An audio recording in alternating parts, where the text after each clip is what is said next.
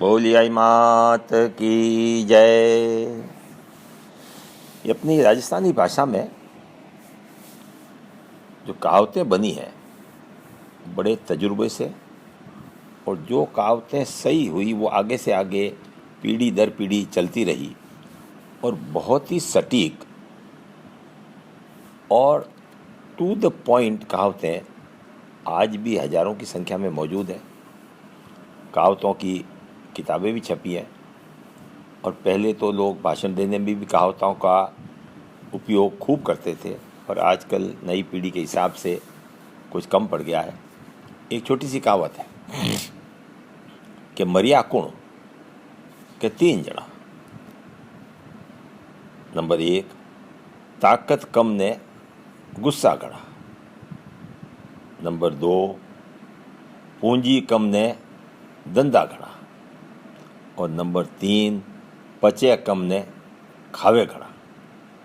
कितनी सटीक है। पहली बात, आपके पास ताकत तो है नहीं, और गुस्सा ज़्यादा करोगे तो कहीं न कहीं गलत गैर शब्द बोल दोगे, कहीं जहाँ हाथ नहीं उठाना होगा हाथ उठा लोगे, और आखिर उसका नतीजा ये होगा कि चूँकि सामने वाला, आपके पास ताकत तो है नहीं और गुस्सा ज़्यादा है, तो कहीं मार खानी है, कहीं ज़्यादा चोट लग गई तो उसका और भी ज़्यादा नुकसान है। तो पहला क्या कहा कि ताकत कम ने गुस्सा करा।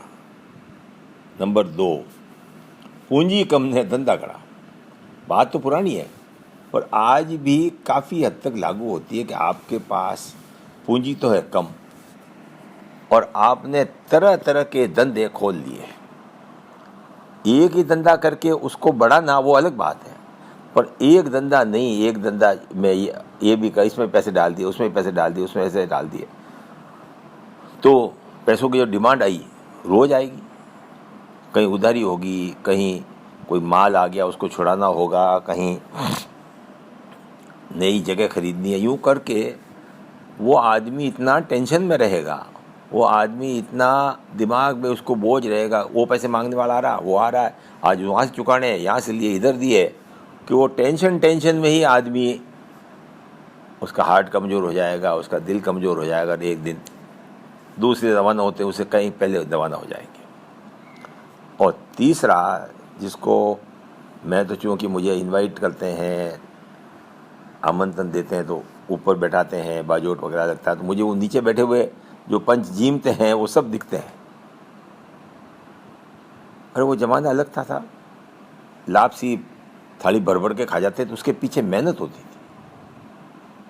कई लोगों को मैंने देखा, पता नहीं क्या तो जल्दी होती है, चबाना तो समझते ही नहीं है। इतना बड़ा एक रोटी के 2 टुकड़े करेंगे, थोड़ी सब्जी ली, दाल लिया, और उसको दे मुंह में, चबाया नहीं चबाया, आधा चबाया, और ये अंदर हो जितने। दूसरा, 8-8 रोटी, 10-10 रोटी, और सब, और बॉडी देखो तो बिल्कुल यूँ दुबली पतली, उम्र दराज, और खाए जा रहे हैं।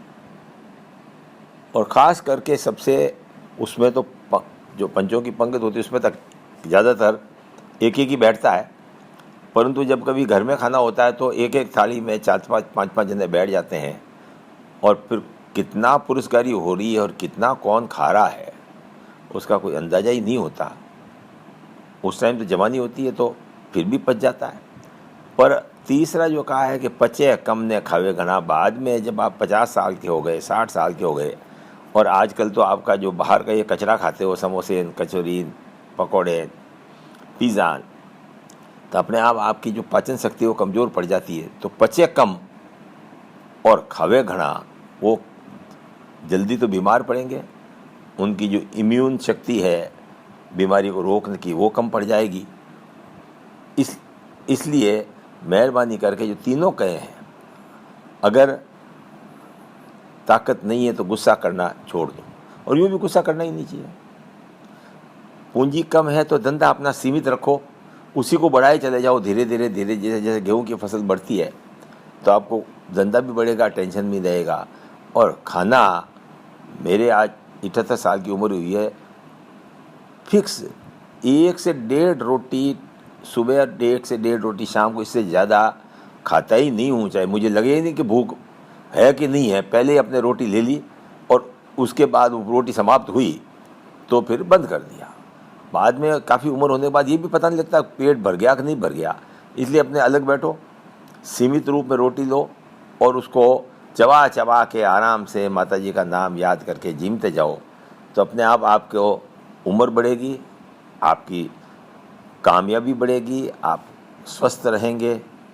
बोलिए आई मात की जय।